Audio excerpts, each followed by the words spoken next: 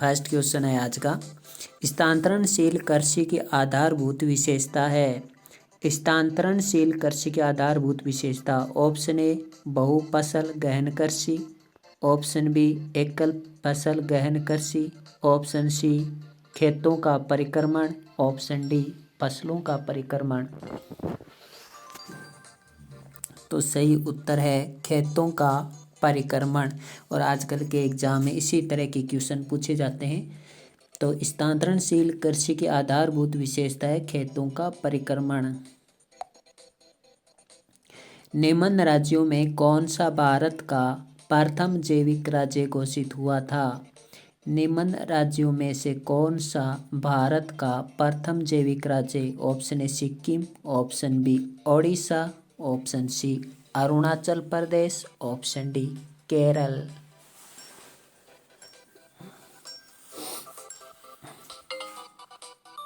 सही उत्तर है सिक्किम। प्रथम जैविक राज्य घोषित हुआ था सिक्किम। भारत में ऑपरेशन ग्रीन किससे संबंधित है? ऑप्शन ए मत्स्य उत्पादन, ऑप्शन बी फसलों उत्पादन, ऑप्शन बी सब्जी उत्पादन, ऑप्शन डी व्यापारिक फसलें उत्पादन।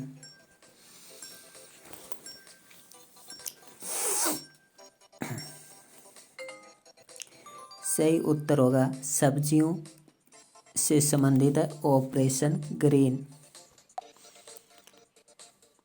गन्ने का सर्वाधिक उत्पादन कौन सा राज्य करता है? Option A Maharashtra, option B Madhya Pradesh, option C Karnataka, option D Uttar प्रदेश।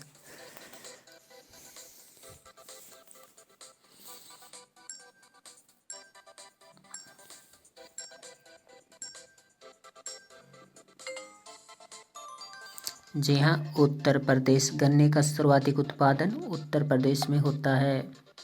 और सर्वश्रेष्ठ गन्ने की फसल होती है वो महाराष्ट्र में होती है।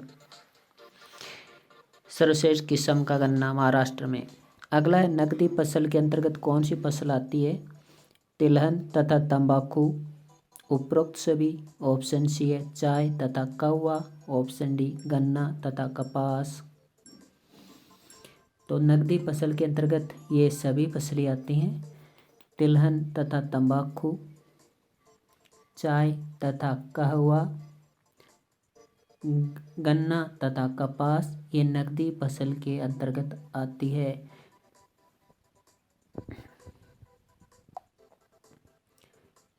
अगला क्वेश्चन देखिए, सुमेलित छांटिए। आपको सुमेलित छांटना है चार में से।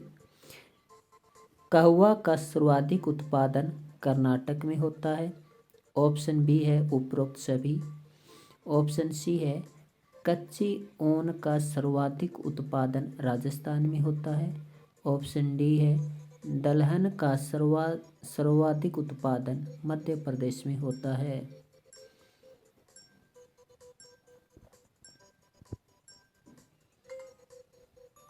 यहाँ ये सभी सही हैं। कहवा का सर्वाधिक उत्पादन कर्नाटक में, कच्ची ऊन का सर्वाधिक उत्पादन राजस्थान में, और दलहन का सर्वाधिक उत्पादन मध्य प्रदेश में होता है। आपको कमेंट बॉक्स में बताना है कि कहवा के जो बागान है कर्नाटक में वो सबसे ज़्यादा किस जिले में है, ये आपको बताना है।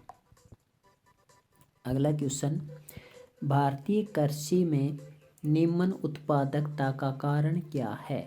ऑप्शन ए सभी, ऑप्शन बी जोत का आकार छोटा होना, ऑप्शन सी उत्पादन की पिछड़ी तकनीक, ऑप्शन डी आवश्यकता से अधिक लोगों का कृषि कार्य में लगा रहना। ये पटवार में पूछा गया था, पुराना क्वेश्चन है। सही उत्तर है सभी। जोत का आकार छोटा होना यानी थोड़ी दूर में सिंचाई करना। ज़्यादातर जो क्षेत्र होते हैं वो असिंचित कृषि क्षेत्र होते हैं। सी ऑप्शन उत्पादन की पिछड़ी तकनीक, और डी ऑप्शन आवश्यकता से अधिक लोगों का कृषि कार्य में लगा रहना। मतलब कृषि कार्य इतना नहीं है जितने लोग हैं। अगला क्वेश्चन, तिलहन उत्पादन में अग्रणी राज्य कौन से हैं? ऑप्शन ए राजस्थान तथा मध्य प्रदेश, ऑप्शन बी राजस्थान तथा गुजरात, ऑप्शन सी महाराष्ट्र तथा गुजरात, ऑप्शन डी मध्य प्रदेश तथा गुजरात। तिलहन उत्पादन में अग्रणी उत्पादक राज्य।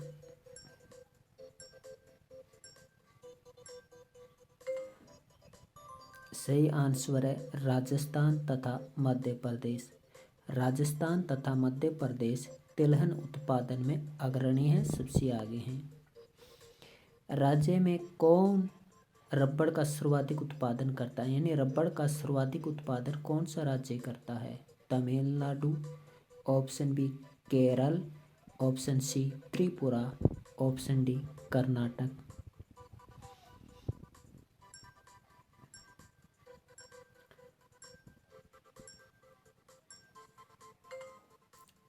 सही आंसर है केरल।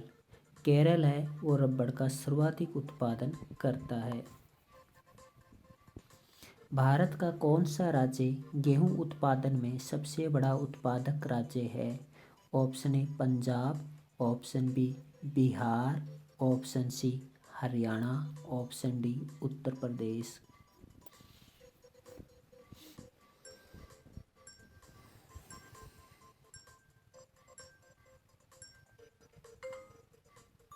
सही आंसर है उत्तर प्रदेश। भारत का उत्तर प्रदेश राज्य गेहूं उत्पादन में सबसे बड़ा उत्पादक राज्य। भारत में चावल के 4 प्रमुख उत्पादक राज्यों का क्रम बताना है आपको। भारत में चावल के 4 प्रमुख उत्पादक राज्य और उनका क्रम भी बताना है।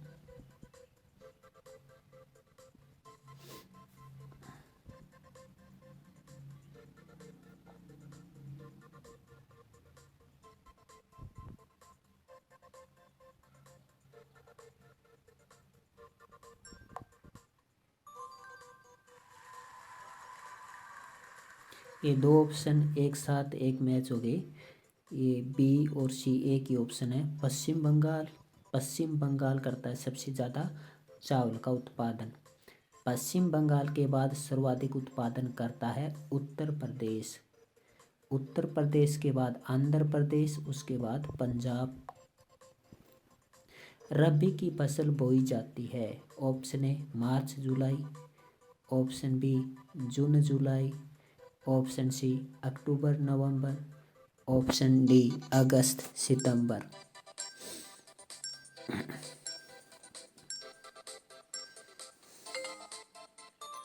जी हाँ, अक्टूबर नवंबर में रबी की फसल है, अक्टूबर नवंबर में बोई जाती है।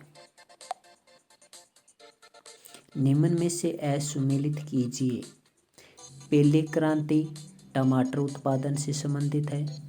कृष्ण क्रांति पेट्रोलियम उत्पादन। पीली क्रांति तिलहन उत्पादन। नीली क्रांति मत्स्य उत्पादन। असुमेलित छांटना है।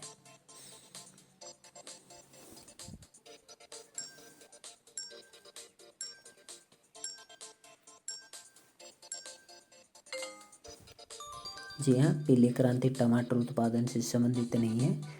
लाल क्रांति है वो टमाटर उत्पादन से संबंधित है। कृष्ण क्रांति पेट्रोलियम उत्पादन से संबंधित है। पीली क्रांति तिलहन उत्पादन से संबंधित है। नीली क्रांति मत्स्य उत्पादन से संबंधित है। और भूरी क्रांति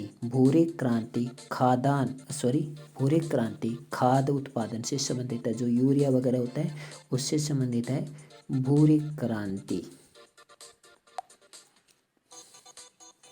रागी, अरहर, कपास, धान आदि फसलें हैं जायद की फसलें, रबी की फसलें, व्यापारिक फसलें, खरीफ की फसलें। रागी, अरहर, कपास, धान हैं।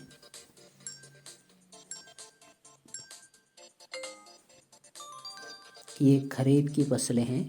रागी खरीफ की फसल, अरहर खरीफ की फसल, कपास खरीफ की फसल, धान खरीफ की फसल है। ज्वार, मोठ, मूंग ये नहीं पूछ, बाजरा, ज्वार, मूंग, मोठ, सरसों ये नहीं पूछे जाते एग्जाम में, क्योंकि ये हर किसी को पता होता है। तो रागी, अरहर, कपास, धान ये 4 याद रखिए खरीफ की फसलें हैं।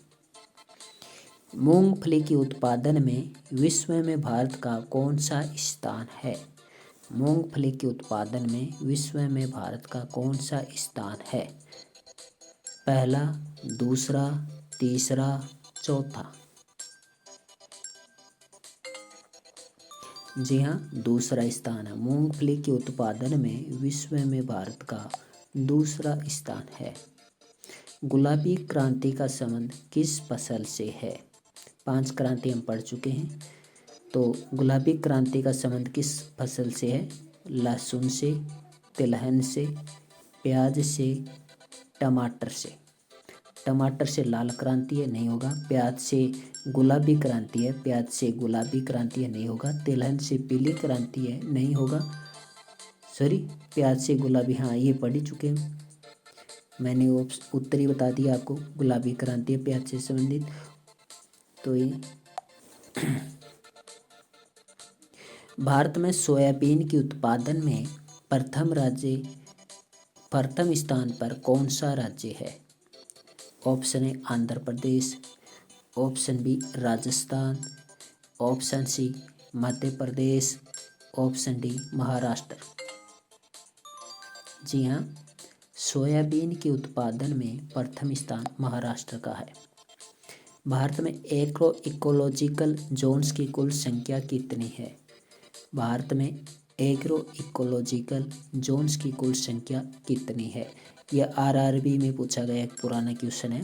Option A 17, option B 18, option C 19, option D 20। जी हाँ, 20 भारत में एग्रो इकोलॉजिकल जोन्स की कुल संख्या 20 है। निम्न में से किस क्रांति का संबंध फसल उत्पादन से संबंधित नहीं है? यानी कौन सी क्रांति है जो फसल उत्पादन से संबंधित नहीं है? वेरी इंपॉर्टेंट होता है, इस तरह के क्वेश्चन पूछ लिए जाते हैं और बहुत कंफ्यूज भी होता है। तो लाल क्रांति, गोल क्रांति, सुनहरी क्रांति, भूरी क्रांति। जी हाँ, भूरी क्रांति है वो फसल उत्पादन से संबंधित नहीं है, क्योंकि भूरी क्रांति है वो खाद से संबंधित है। सुनहरी क्रांति, गोल क्रांति, देखिए गोल क्रांति है वो आलू से संबंधित है। आलू गोल नहीं होता है, फिर भी गोल क्रांति आलू से संबंधित। टमाटर से लाल क्रांति संबंधित है। और सुनहरी क्रांति भी फसल से संबंधित ही है, जबकि भूरी क्रांति खाद से। चावल की खेती के लिए आदर्श तापमान कितना होना चाहिए? ऑप्शन ए 32 से 39 डिग्री, ऑप्शन बी 24 से 27 डिग्री, ऑप्शन सी 35 से 42 डिग्री, ऑप्शन डी 15 से 24 डिग्री। सही उत्तर होगा 24 से 27 डिग्री। कुछ किताबों में 22 से 27 डिग्री, 28 डिग्री ऐसे भी लिखा आता है, तो वो भी सही है। 24 से 27 डिग्री चावल के लिए एक आदर्श तापमान पूछा है। अच्छा तापमान 24 से 27 डिग्री चावल की खेती के लिए। किस फसल के उत्पादन में भारत का विश्व में प्रथम स्थान है? ऑप्शन ए चावल, ऑप्शन बी कपास, ऑप्शन सी चाय, ऑप्शन डी रबर। तो आपको कौन कौन सी फसलों का भारत का विश्व में प्रथम स्थान है, कौन कौन सी फसलों में, वो फसलें आपको याद 100% करनी है, क्योंकि पूछे जाते हैं इस तरह की ज़्यादातर। चाय, भारत का विश्व में प्रथम स्थान उत्पादन में चाय में है। हरित क्रांति का संबंध किस फसल की उच्च उत्पादकता से है? ऑप्शन ए तंबाकू, ऑप्शन बी गन्ना, ऑप्शन सी चावल, ऑप्शन डी गेहूँ। आपको बताना है, जब कमेंट बॉक्स में आपको बताना है, जब हरित क्रांति शुरू हुई थी तब सबसे पहले किस फसल को प्राथमिकता दी गई थी? सही उत्तर है गेहूँ। हरित क्रांति का संबंध किस फसल की उच्च उत्पादकता से है? गेहूँ से। आपको बताना है जब हरित क्रांति शुरू हुई थी। जिसके प्रवर्तक नॉर्मन बोरलॉग हैं। तो हरित क्रांति का संबंध किस फसल की उच्च उत्पादकता से? गेहूं से। आपको बताना है हरित क्रांति जब शुरू हुई थी तब सर्वप्रथम किस फसल को प्राथमिकता दी गई थी? इन्हीं 4 ऑप्शन में से आपको बताना है कमेंट बॉक्स में। निम्न में से कौन से संगठन का संबंध भारतीय कृषि के साथ जुड़ा हुआ है? और इस तरह के क्वेश्चन बहुत ज़्यादा प्रचलित हैं, बहुत ज़्यादा पूछे जाते हैं और कई बार इन संस्थाओं के फुल फॉर्म भी पूछे जाते हैं। तो इस तरह के क्वेश्चन डिफ़िकल्ट होते हैं। तो ICAR, ICWR, ICMR, ICCR। तो देखिए भारतीय कृषि का संबंध है ICAR से जुड़ा हुआ है। भारत में सर्वाधिक क्षेत्रफल पर कौन सी फसल उगाई जाती है?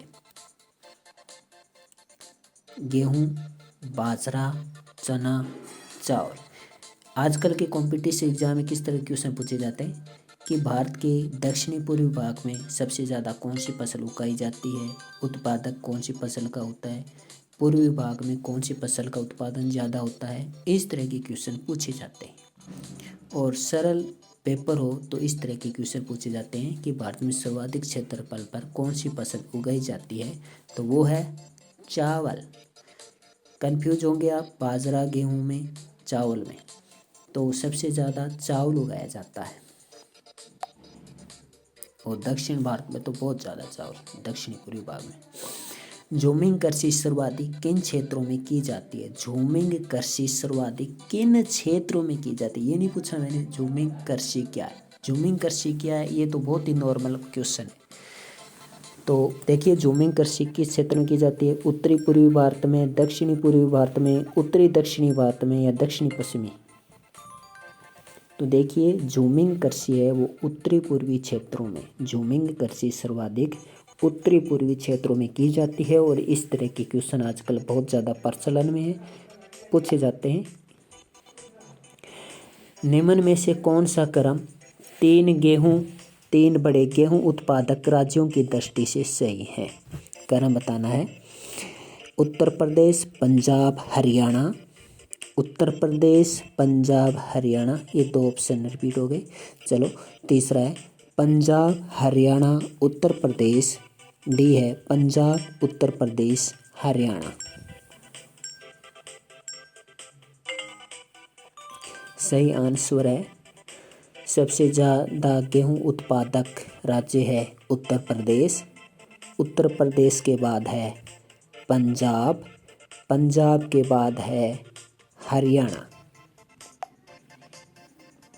भारत में बागानी कृषि के अंतर्गत उगाई जाने वाली मुख्य फसल है। भारत में बागानी कृषि के अंतर्गत उगाई जाने वाली मुख्य फसल है। तो चाय, केला, अंगूर, नारियल। ऑप्शन बी चाय, रबर, नारियल, कहवा। ऑप्शन सी चाय, रबर, नारियल, सोयाबीन। ऑप्शन डी चाय, रबर, सूरजमुखी, सोयाबीन। सही आंसर है। तो बागानी कृषि के अंतर्गत चाय, रबर, नारियल, कहवा आता है। चाय, रबर, नारियल, कहवा ये बागानी कृषि के अंतर्गत आते हैं। तो ये तो था भारत की कृषि से संबंधित महत्वपूर्ण क्वेश्चंस। तो आई होप आपको वीडियो अच्छा लगा होगा। धन्यवाद। लाइक करना मत भूलिएगा।